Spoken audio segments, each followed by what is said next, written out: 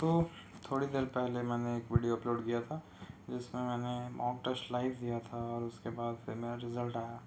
बात यह है कि ज़्यादातर लोग जो है अपने बेस्ट मॉक टेस्ट के जो बेस्ट आंसर्स मतलब बेस्ट रिज़ल्ट आया है वही दिखाएंगे, नहीं दिखाएंगे कि हाँ किसी किसी मॉक टेस्ट में स्ट्रेटजी बिगड़ सकती है या कुछ हो सकता है।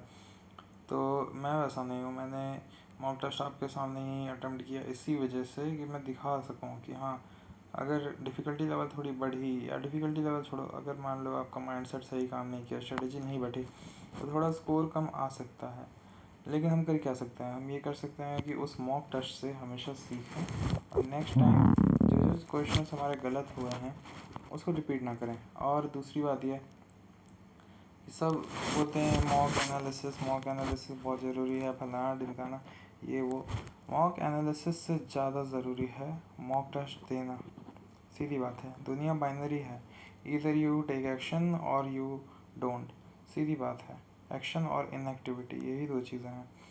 बहुत लोग जो मॉक टेस्ट देते ही नहीं है, बस एनालिसिस के चक्कर में पड़े रहते हैं और सिलेबस कवर करते रहते हैं, उनको एक मॉक का फोबिया हो जाता है। वही चीज़ मैं निकालने के लिए मैंने ये चैनल शुरू किया है। इसमें मैं मॉक्स लाइव अटेम्प्ट किया करूँगा, मॉक टेस्ट के रिजल्ट्स दिया करूँगा और सब कुछ ऐसा रिलेटेड। बाद में एनालिसिस देखो मैं कैसे करता हूँ बताता हूँ। I generally, after submitting the mock, I see what are the questions that I have got wrong as the answers, and then I do read the answers and solution properly and the extra points given under that. And also I do analyze for like English. I do like one is the answer for the question and the other options in the vocabulary are the other words you need to remember, cause that can be asked in another way in some other mock or paper. So that is why one is the answer and all the other three words you need to remember the synonyms. Why? Because only by knowing synonyms you can point out what would be its antonym. There is no need to separately remember or learn the antonyms for any word. और math में तो ये रहता है हमारा कि जैसे math में ज़्यादा 2 से ज़्यादा क्वेश्चन गलत नहीं होने चाहिए, दो वो भी सिली मिस्टेक होती है तभी, या कोई कैलकुलेशन में दिक्कत हो जाए कहीं पे, इसी वजह से। नहीं तो मैथ बेसिक आती है CHSL CGL CPO में, इसमें दिक्कत नहीं होनी चाहिए। और रीजनिंग में क्या होता है, रीजनिंग में कभी कभार कोई सीरीज़ का ऐसा क्वेश्चन आ जाता है जिसमें मतलब सर खुजाते रह जाओ, पता नहीं चलता उसमें लॉजिक क्या है। ज़्यादातर तो डिफरेंस होता है या डबल सीरीज़ में दो दो डिफरेंस होता है या फिर कुछ ऐसा निकल आता है। और दूसरी मिस्टेक जो होती है वो ये होती है सिली मिस्टेक, जल्दबाजी के चक्कर में या मतलब सही से ना देखना, मिरर इमेज वगैरह उस सब के चक्कर में। लेकिन फिर भी मैं ये कहूँगा कि कभी भी रीजनिंग में 2 से ज़्यादा गलती ना करें, यह आपका टारगेट होना चाहिए। तो दो गलती अगर दोनों में हो गई तो कितने मार्क्स हो गए, सारे अटैम्प्ट करने पे 90 मार्क्स हो गए आउट ऑफ 100। और इंग्लिश में मान के चलो कि इंग्लिश में आपको 42.5 प्लस लाना है। 3 गलती हो जाए, कोई स्पेलिंग मिस्टेक हो जाए, जैसे मेरी स्पेलिंग मिस्टेक बहुत होती है, और जैसे कुछ ऐसा हो गया कि आपको किसी वर्ड का मीनिंग नहीं पता था फिर भी आपने अटेम्प्ट कर दिया, ये सब चीज़ें। फिर आता है GS। तो GS तो भाई जिसकी अच्छी है, जो 30 प्लस ले आता है ऑलमोस्ट 60%, उसको तो मतलब सैल्यूट है दिल से, वो सही बंदा है। उसको ज़रूरी नहीं है कि वो मैथ वगैरह इतनी अच्छी करके जाए, लेकिन हम जैसे लोगों के लिए जो GS वगैरह जिसके पल्ले नहीं पड़ती, मार्क्स कम आते हैं, उनको क्या करना पड़ता है, उनको मतलब अपना हैंडीकैप जो है वो छुपाना पड़ता है, वो ठीक करना पड़ता है अपने मैथ में, इंग्लिश में और रीजनिंग में स्कोर बढ़ा के। फिर यहाँ पे एरर का जो स्कोप है बहुत कम रह जाता है, मतलब हम कर ही नहीं सकते, हम अफोर्ड ही नहीं कर सकते कोई एरर करना इंग्लिश मैथ रीजनिंग में। 150 में से 140 मार्क्स तो हमें इसी के अंदर चाहिए ही चाहिए। अब आपको पता होगा, आप तैयारी करते हो तो, कि 140 मार्क्स लाना मतलब थोड़ा वो है, टफ़ मतलब इन द सेंस आपको अच्छी नॉलेज होनी चाहिए उसके लिए। बाकी मैं तो ये कहूँगा कि हर जगह से लाभ मिल जाए तो अच्छा हो, इसीलिए आप ये गलती ना करें। आप जो GS है उस पर भी थोड़ा ध्यान दें। मनोहर पांडे एक किताब आती है, उसको समझ समझ के पढ़ें और प्रीवियस ईयर क्वेश्चंस जो हैं उनको रटें, कैसे भी करके मतलब घुसें उसमें, कुछ ना कुछ तो करें। करंट अफेयर के लिए कुछ वीडियोस वगैरह देखें। ये जैसे कि मॉक टेस्ट जो है मैं कभी भी किसी ऐप का नहीं देता, हमेशा मॉक टेस्ट जो देता हूँ वो देता हूँ जो प्रीवियस ईयर पेपर वाले जो होते हैं ना, उन्हीं को मॉक टेस्ट बना के।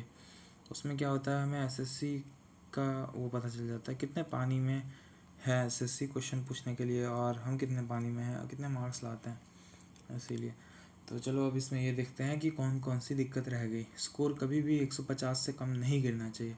बहुत ही शर्मनाक घटिया बात है, मतलब निंदास्पद अगर 150 से कम मार्क्स गिरते हैं तो। अब जैसे इसमें क्या हो गया, मैंने 4 ऐसी मिस्टेक कर दी, सिली मिस्टेक, जो बहुत ही बेकार थी, करनी नहीं चाहिए थी। और अभी मैं देखूँगा वो क्या क्या थी। चलो देखते हैं। जैसे इंग्लिश में मेरा क्या गलत हुआ है। इंग्लिश में 12 नंबर क्वेश्चन गलत हुआ है।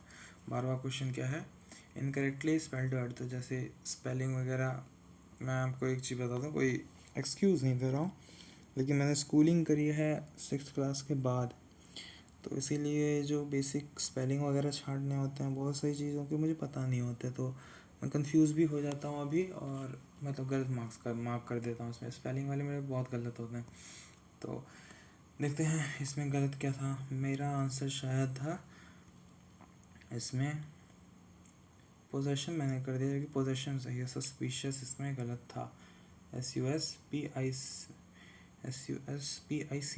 सस्पिशियस स्पेलिंग होती है, SUSPICIOUS। अच्छा, नेक्स्ट और क्या गलत किया। 14वां, तो one morning the giant was laying awake when he heard some lovely music. फिर क्या है, उसके बाद फिर मैंने शायद सी कर दिया, फिर डी बी कर दिया, यानी कि मैंने 4 कर दिया था, क्योंकि 4 इसका आंसर नहीं है। इसका आंसर है 1, ADCB। One morning the giant was lying awake in bed when he heard some lovely music। फिर it sounded so sweet, it क्या है, इसमें music sounded so sweet to his ears that he thought it must be king's musicians passing by। अच्छा, उसके बाद it was really one only a little Lynette singing outside his window, but it was so long since he had heard a bird sing in his garden that it seemed to him to be the most beautiful music in the world। Then Hale stopped dancing above his head, and north wind ceased roaring, and a delicious perfume came to him through the open casement. I believe the spring has come at last, said the giant, and he jumped out of the bed and looked out। ये मैंने बहुत जल्दबाजी में, मतलब जल्दबाजी या तो नहीं कहेंगे, 44 सेकंड लगे हैं, तो मतलब ठीक ठाक नहीं देखा मैंने। लास्ट के डी बी देख करके ढूंढ के मार्क कर दिया, लेकिन डी बी के बीच में सी भी तो आ सकता है, इसीलिए। नेक्स्ट देखें क्या गलत हुआ है। अच्छा, the notice that the office posted over the wall is very appropriate. इसमें क्या है, the notice that the office posted over the wall is very appropriate. तो ओवर द वॉल था इसमें गलत, पोस्टेड ऑन द वॉल होगा। जाते हैं लास्ट मिस्टेक देखते हैं। The contract dash the author and reader is a game, and the game is one of the greatest inventions. ये तो अच्छा, तो इसमें क्या गलत कर दिया, नहीं 4th वाला, from where no one can be expel dash in a novel, no one owns the truth and every one has the right to be dash and understood. तो इसमें क्या है, no one can be expelled, मैंने beyond कर दिया, beyond नहीं, expelled because हो गया, रीज़न दिया हुआ है इसमें। ये हो गया इंग्लिश। अब देखते हैं रीजनिंग में क्या गलत हो गया। रीजनिंग की गलतियाँ देखें। अच्छा, ये मैं बोल ही रहा था कि डियर का शायद फॉन होता है, मैं काफ कर दिया मैंने, क्योंकि मुझे पता नहीं था। काफ यानी बछड़ा, बछड़ा तो गायों का होता है। तो डियर का बच्चा कब, आउल का बच्चा आउलेट, डियर का बच्चा क्या, फॉन, फॉन है फिर फॉन। अब ये देखें तो ये कैसा है, इसे मैंने मार्क कर दिया 137 गलत है। 137 38 हो सकता था, मल्टीप्लाई करते 6 इंटू में 23 से, 6 इंटू में 22 से करेंगे तो 132 आएगा। इसमें क्या मैंने ट्रिक लगाया था, +1 और डिवाइड हो जाएगा अपना ये छोटे नंबर से, जैसे 32 + 1 4 से डिवाइड, 224 प्लस 1 7 से डिवाइड, तो 138 7 प्लस 1 6 से डिवाइड, 138 137 प्लस 1 6 से डिवाइड हो रहा है, 138 6 से डिवाइड होता है, क्या देता है 23, जबकि ऐसा इसका उल्टा यहाँ पे सही है, ये 131 प्लस में 1 कर देते 132 हो जाता, 6 से डिवाइड करके 22 आंसर आ जाता 22। अच्छा 4 8 जा मतलब, अच्छा 8 फिर 7 20 हाँ 7 3 जो 21 फिर 2 32। अच्छा कैसे ये देखा जाए, 4 प्लस में 4 माइनस 1 का क्यूब दिया हुआ है, तो 4 प्लस 7 प्लस 7 माइनस 1 का क्यूब यानी 6 क्यूब प्लस 7, तो 7 प्लस, अच्छा ये दिया हुआ है, चलो। अच्छा मेरा ट्रिक भी सही था, मैं थोड़ा नीचे देख लेता तो शायद आ जाता कंक्लूजन पे। कैसे 8 यहाँ पे 32 यहाँ पे 22, चलो ये भी ठीक है। नेक्स्ट ये तो हो गया ना, हाँ ये हो गया। नेक्स्ट और क्या गलत कर दिया, और कुछ भी नहीं गलत है इसमें, 2 गलत बस, चलो ठीक है। मैथ में तो कभी भी गलती नहीं होनी चाहिए 2 से ज़्यादा, आप अफोर्ड ही नहीं कर सकते 2 से ज़्यादा गलत करना। इसमें क्या गलती होगी मेरे से, थर्ड प्रोपोर्शनल पूछा था, थर्ड प्रोपोर्शनल निकालने के लिए क्या 66, अरे यार शिट, थर्ड प्रोपोर्शनल इतना इजी होता है यार।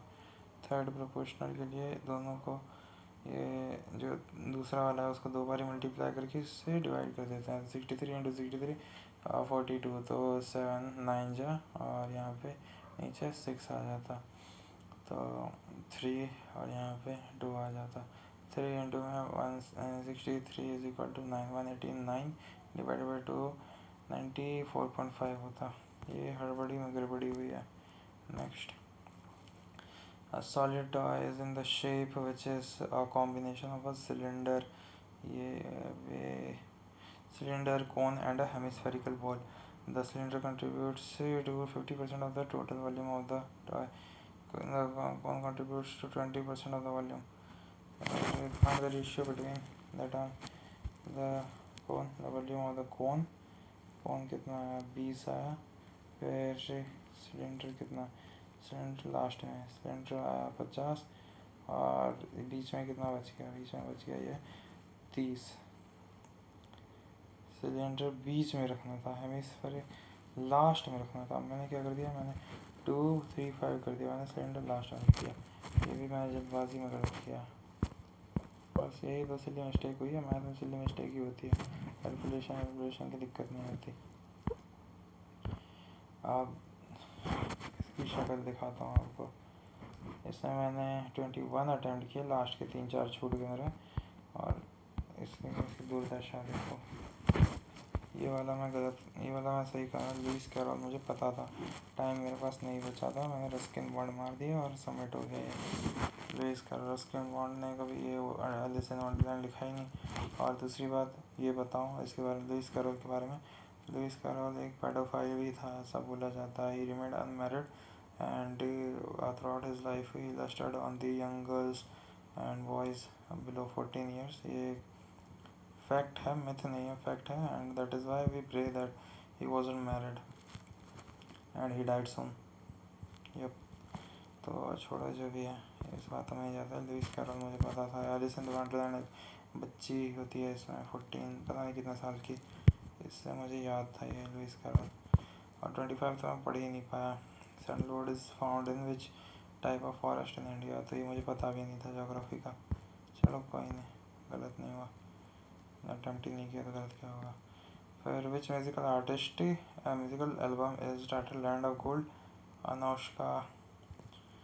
अनुष्का शंकर, बताइए कौन है। तो देखो वही है, अटेम्प्ट ज़्यादा मार देता हूँ इसमें, क्योंकि कटा करके मुझे पता रहता है कि एक क्वेश्चन सही करूँगा 4 क्वेश्चन की भरपाई हो जाएगी गलत वाला के, इसीलिए। तो आप देख सकते हो क्या सही है क्या गलत है, ये मैं नहीं एक्सप्लेन करने वाला क्योंकि जीएस मेरी उतनी ठीक नहीं है, आप देख ही सकते हो। तो जो ठीक है मैं उसी की बात करूँगा। तो इस टेस्ट में मेरा स्कोर आया था 147.5, जो कि बातों के लिए डिसेंट स्कोर है, लेकिन मेरे लिए घटिया स्कोर है। मुझे हमेशा 150 प्लस आना ही चाहिए। मान लो अगर मैं 140 भी ले आता हूँ 150 में से जीएस हटा के, तो कम से कम 12-15 नंबर भी मुझे जीएस में आने चाहिए, कैसे भी करके तुक्का मार के जैसे तैसे 155 तक मुझे पहुंचना है। 150 प्लस तो होना ही है, उससे कम कुछ भी होगा तो क्या बोलते हैं, धिक्कार अस्ति। चलो तो सबमिट करते हैं इसको, ख़त्म, टाटा गुड बाय।